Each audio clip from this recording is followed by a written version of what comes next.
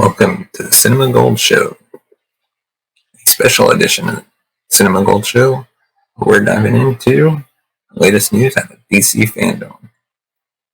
So join us today as we break down the latest news coming from DC Fandome, covering all the movie news and trailer releases that we saw this past weekend. But first, before we do, we'd like to thank our sponsor, Pondex, for sponsoring this episode. You can check them out today at pondex.com. And be sure to use the promo code Larry21 for 10% off. Also, visit audibletrial.com/Larry21 for a free 30-day trial and a free audiobook of your choice.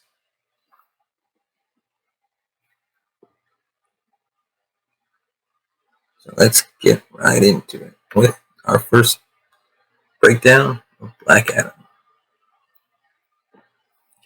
DC Fandome brought the thunder straight out of the gate with a sneak peek of the upcoming DC Comics movie Black Adam.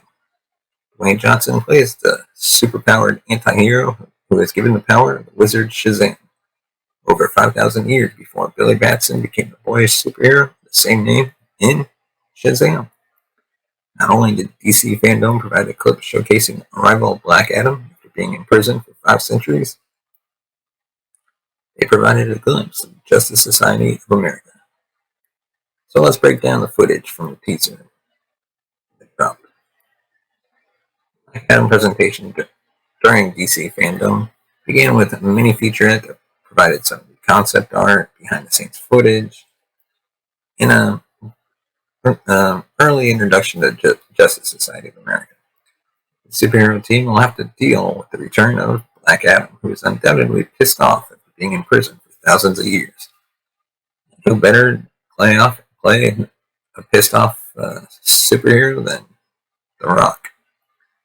This isn't the original roster of heroes introduced in the team's debut back in 1940, but rather a small assembly of a variety of superheroes from the ensemble of comics history. First up, we have Aldous Hodges playing Hawkman. The superhero will appear as a reincarnation of the Egyptian prince who has the power of flight thanks to his metal wings. In the present day, he's an archaeologist, but he'll come to lead the Justice Society of America in battle. Next, we have Quintessa Swindell as Cyclone, who is able to control wind so powerfully that she can manifest cyclones and blow villains away, literally. She also has the ability to fly and can generate sound waves with devastating results. There's also Noah Centineo as Atom Smasher, who can grow to a massive height and has increased strength that's proportionate to his size, not unlike Ant-Man. Finally, we have Pierce Brosnan as Dr. Fate, the son of an archaeologist who learned sorcery and was given the Helmet of Fate, bestowing upon him magical abilities and superpowers. Brosnan actually wore a motion capture suit for his performance when he becomes Dr. Fate. That shiny golden helmet is practical. As we've seen so many times before, some curious individuals track down ancient ruins, and they're surprised when they accidentally end up unleashing a being with unthinkable powers. In this case, one of those people is Sarah Shahi, Adriana Tomaz, who becomes the superhero Isis in DC Comics. But when we meet Adriana, she's merely a university professor and resistance fighter in Kendak, where Black Adam lived thousands of years ago.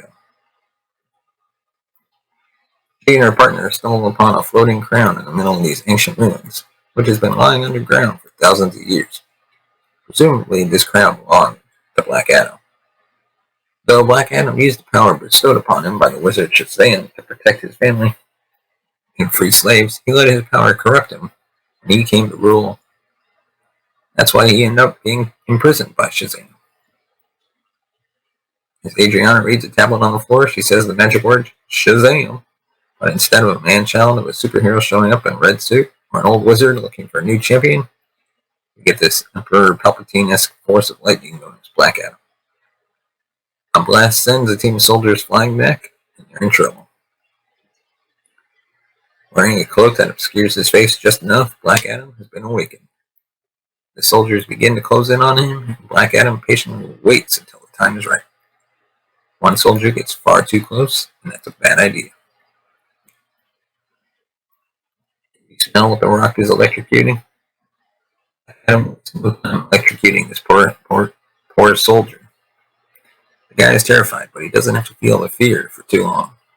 Because after being choked and charged with electricity, he literally turns to dust.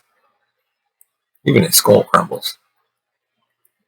Who I feel sorry for the most is that one guy, clearly realizing that he made a mistake by coming here with these guys. And there's a good chance he's not going to make it out of here alive. Hopefully, Black Adam doesn't leave any evidence that this guy clearly crapped his pants.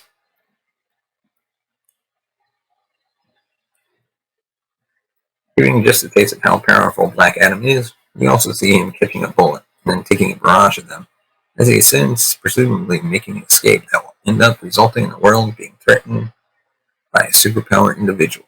We're not sure where he's going or what he's going to do, but the Justice Society of America isn't going to let him get away with it so easily. And as we know, Black Adam will hit theaters on July 29th, 2022. Now, the Suicide Squad spin-off series Peacemaker.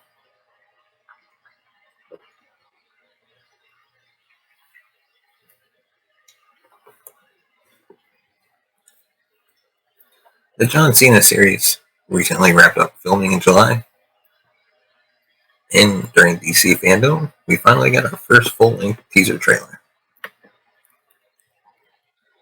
Fans who wondered what writer-director James Gunn and John Cena were going to do with the character following the events of the Suicide Squad now have their answer.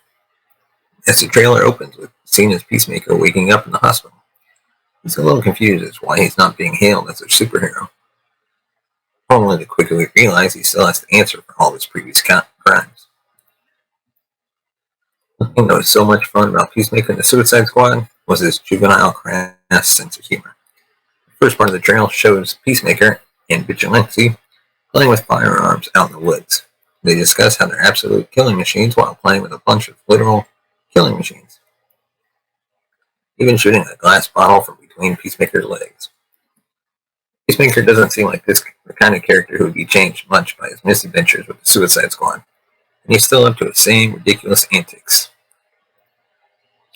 Cena is great at delivering absurd lines with a completely straight face, and the trailer shows off a new one to rival his beach full of dicks rant from the Suicide Squad. Here he shares his theories on the existence of butt babies to the incredulity of his new crew. It doesn't look like Peacemaker will be joined by any of his fellow Suicide Squad survivors, but he's still reporting to Amanda Waller, albeit through new handlers.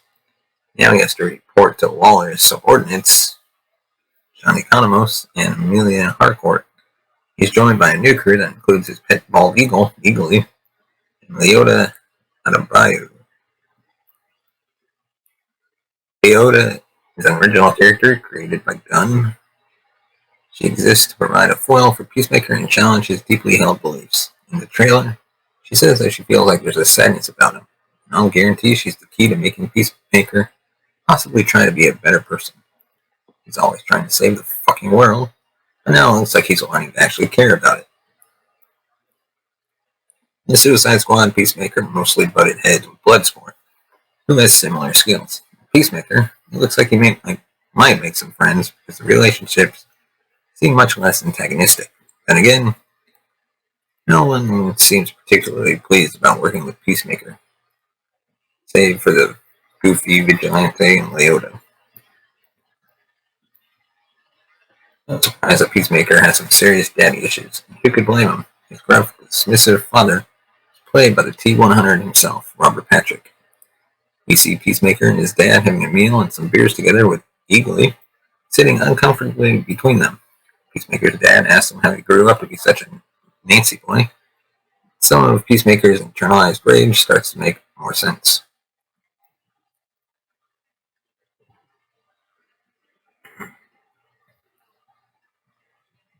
Again, things can't be all bad between father and son as Peacemaker calls for his dad to grab the camera. Eagly gives him a hug in the garage. Sadly, his dad keeps walking. It's another hint that the series might show a real growth arc for Peacemaker, who seems like the kind of guy who would shoot a puppy in the face if he thought there was a decent enough reason. Gunn's 2010 film, Super, dug deep into toxic masculinity and what makes people into monsters, and Peacemaker looks like a continuation of that same thing. It seems like Gunn is going to show us all the reasons behind Peacemaker's mythology, perhaps in an effort to humanize him. Gunn has gotten a reputation for putting together some of the best mixed track soundtracks out there. The soundtrack of the Suicide Squad is chock full of bangers, and it doesn't look like Gunn's giving up on his penchant for fun musical moments anytime soon. The trailer shows Peacemaker in his tightly whiteies dancing around his living room, and it's perfect. It's important to note that without Cena, none of this would work. There's something brilliant about the way he portrays such a detestable character, while still somehow making him seem human. We've just gotten out of the summer of Cena, but it looks like his popularity is only going to continue to rise. Peacemaker is set to find its way on HBO Max January 13th, 2022.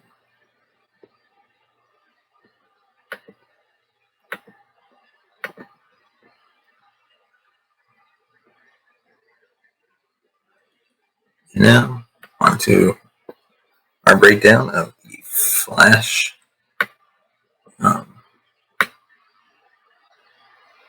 teaser, I guess you would want to call it.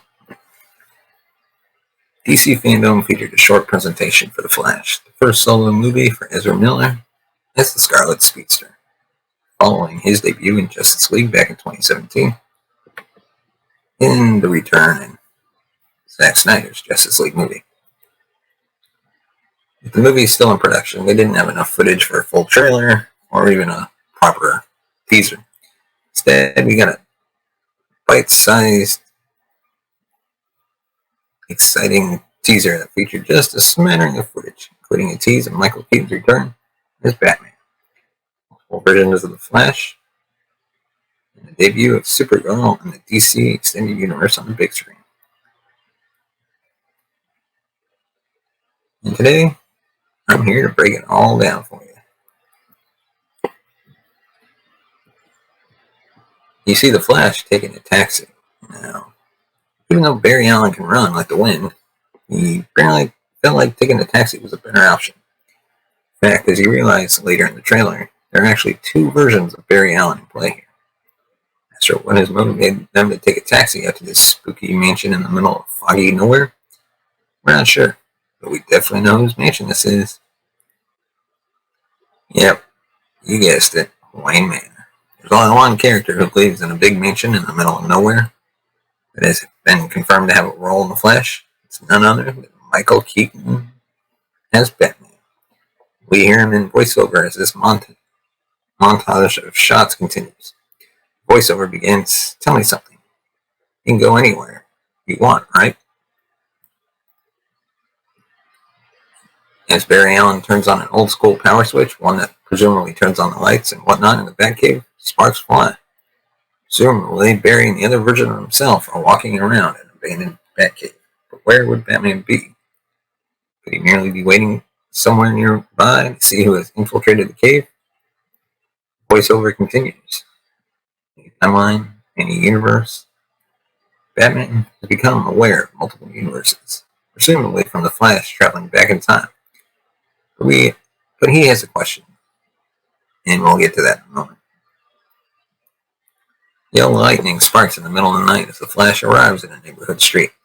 As the yellow elements of this new suit glow with power, Barry seems transfixed on a specific house on the street. There's a good reason for that. It's Barry Allen's childhood home. Considering the way he's walking up to this house, it would seem he's returning to this house in the past, after traveling back in time. What makes it say that? There's a certain figure inside the house who shouldn't be there in present day. I'm assuming this is Nora Allen, the late mother of Barry Allen, who was killed by an unknown individual. The blame was wrongly placed upon her husband, Henry Allen, who was jailed as a result. It looks like Nora Allen is alive and well here, and Barry is apprehensive about whether it's real. Is this scene in the past when Nora was still alive and Barry is seeing her during his time travel? Or has Barry changed something in the past in order for his mother to be alive in the present? And soon we hear Michael Keaton's voiceover continue. Why do you want to stay and fight to save this one? Clearly, Nora Allen is the answer. Voiceover goes on. You change the future, and you change the past. It doesn't necessarily clarify what exactly changed in the future or the past, or how one impacted the other. However, there's this ominous shot of Barry touching someone's lifeless hand. Could this be the hand of his father, Henry Allen, who was maybe killed instead of his mother? Could it be Ben Affleck as Batman, who is now dead in the present? Could it be Michael Keaton as Batman? Based on what comes next, that might be a safe bet. The camera moves through Wayne Manor, and we see spatters of blood on the floor next to the Batman cowl worn by Michael Keaton in Tim Burton's Batman movie from 1989. It would appear as if the rest of the rubber suit is lying behind it. Is this merely the result of Batman taking off the suit after a night of crime fighting? Or did someone hurt Bruce Wayne in his own house? Ash looks upon what is presumably the Batsuit hanging up in the Batcave. Could this be back in the future when he realizes that maybe the Batman he used to know in present day has become someone different entirely? Or is this at some point in the past where he changes something that presumably impacts the future? When time travel is involved, there are many questions and not many answers. Welcome to New Supergirl. Hard to tell from the clip in the trailer, but it looks like Sasha Calle as Supergirl laying unconscious on the table. Based on the background, it appears to be Wayne Manor, which they brought her to. How does Supergirl come to be involved in all of this? And what will her place be in the larger DC extended universe?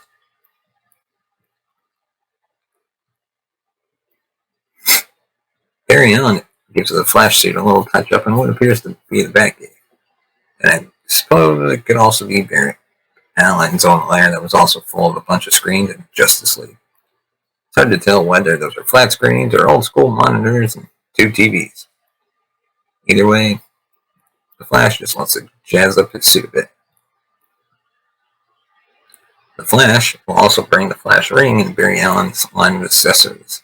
As we've seen in the comics and the Flash TV series, this ring is designed to hold the Flash's suit. It's not clear how the suit can be stored in the ring, but it's presumed that nanotechnology is involved. Not unlike the suits in Iron Man's armory in a different universe.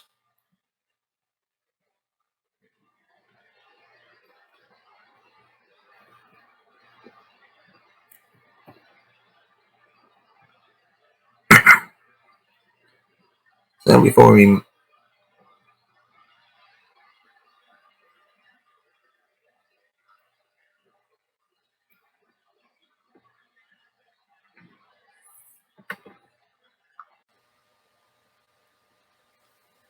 then in a quick little stinger after the title, one of the Barry Allens is looking around the Batcave and stumbles upon a familiar shape hidden under a cover.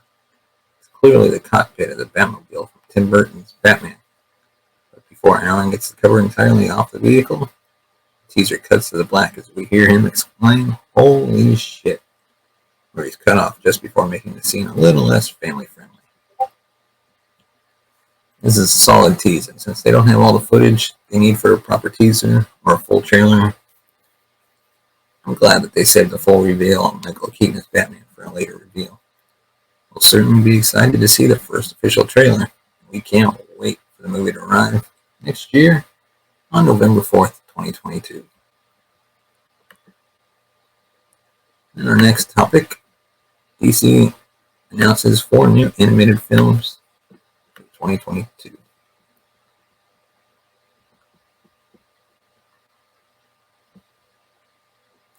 DC has announced its slate of animated films coming out next year in 2022, including 4 new feature films and a short. Alongside the upcoming Catwoman Hunted coming out February 8th, 2022, DC will continue its animated run next year with 4 original films. Starting in spring 22, DC will release a comedic crossover movie titled Teen Titans Go! And DC Superhero Girls, which will unite the Teen Titans with women from the DC Universe. This summer, there will be a new Green Lantern movie titled Green Lantern, Beware My Power.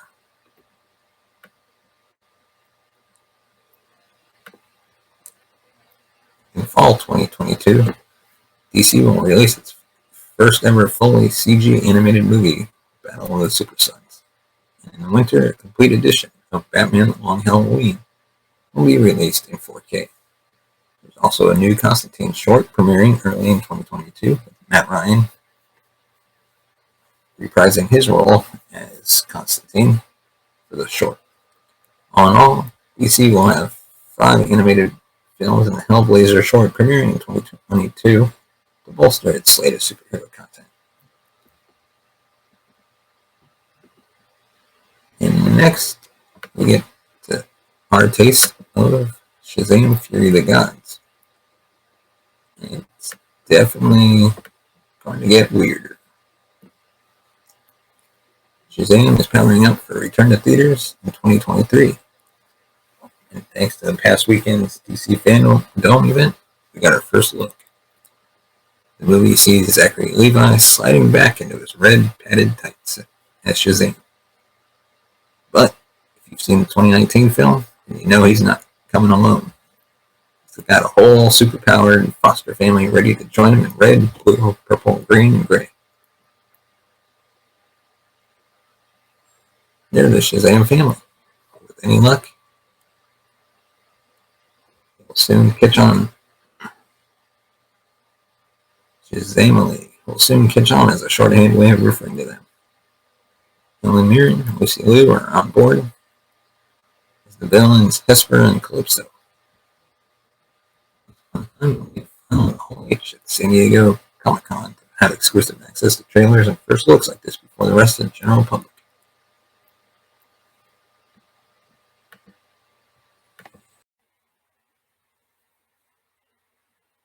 And now, biggest news of the night, The Batman. The Dark Knight returns. This time he's Robert Pattinson. In The Batman, Pattinson becomes the new Caped Crusader. But it's not in another origin film. Instead, Batman has been operating in Gotham City for over a year now. While not everyone is used to the masked vigilante yet, he's already developed a rapport with cop James Gordon, played by Jeffrey Wright. I'll admit I'm skeptical by nature, and when this project was first announced, I wasn't exactly on board with it. Not because of the casting. I like a lot of Matt Reeves' work, but I also felt like we didn't need another new Batman movie that started things over again. And then I saw the teaser for the film presented at the last Fandome, and you know what? I was sold. Reeves' approach is very distinctly different from Christopher Nolan's Batman and Zack Snyder's Batman. It doesn't look like Tim Burton's Batman or Joel Schumacher's Batman. Instead, Reeves seems to be tapping into the energy of David Fincher's Seven, creating a kind of murder mystery that happens to feature Batman as one of the characters. And then we have a brand new trailer of the film, and you want to go watch it. Trust me. In The Batman, Robert Pattinson is Gotham City's vigilante detective, Batman, and billionaire Bruce Wayne. Now, in his second year of crime fighting, Batman is suddenly up against a murder mystery involving the Riddler. Although he doesn't know who the Riddler is just yet, other famous Bat characters appearing here include Catwoman, the Penguin, Commissioner Gordon. Perhaps King will show up. Director Matt Reeves appeared at last year's Fandome. He said that Batman is many things: a detective story, a point of view story, a mystery, an action movie. It's also a personal movie about how Batman becomes Batman. Perhaps the most exciting of all for fans, this film will show Batman becoming the world's greatest detective. Something that previous Batman movies haven't really focused on. Reeves added that Pattinson is the soul of someone who can play Batman like you've never seen before. I'm sure there's going to be more talk about how this Batman movie is different from what we've seen before, because that's the best way to sell this. At least in my opinion. You've seen Batman movies, not like this. In addition to Robert Pattinson as Batman / Bruce Wayne, Batman also features Zoe Kravitz as Selena Kyle, Paul Dano as Edward Nashton, Jeffrey Wright as I said, is James Gordon. John Turturro is Carmine Falcone. Peter Sarsgaard is Gotham DA Gil Colson. Jamie Lawson as, I cannot say that name. Andy Serkis is Alfred. Colin Farrell is Oswald Cobblepot. Colin Farrell has been rendered unrecognizable by makeup to play the character, and I'm excited to see what he does there. Reeves and Dylan Clark are producing the film with Simon Emanuel, Michael Uslan, Walter Mata, and Chantal Nonvo serving as executive producers. Batman soars in the theaters on March 4th, 2022. And finally, after a long episode, I'd like to bring your attention to the Poddex segment from Poddex Deck of Film Night. Question is, kind of ironic to ask now, is there a movie you always watch over the holidays? Seeing how it's October. I'm going to break it down to 3, because Halloween, Thanksgiving, Christmas. Because they say holidays, that can mean anything. Halloween, not really. Halloween, I'll probably watch like some cheesy Halloween movie. Pretty much anything I'm doing classic rewind on. Thanksgiving. I don't really have any Thanksgiving movies I watch. Christmas, definitely Die Hard. And yes, it's a Die Hard movie. Or a Christmas movie, I'm sorry. Let me know in the comment section below if there's a movie you always watch over the holidays. Let us know what you thought about DC Fandome this year. Leave a comment in the comment section below. Please hit that subscribe button. If you become a subscriber, you can enter to win a Poddex deck from poddex.com. All you gotta do is subscribe and be entered to win.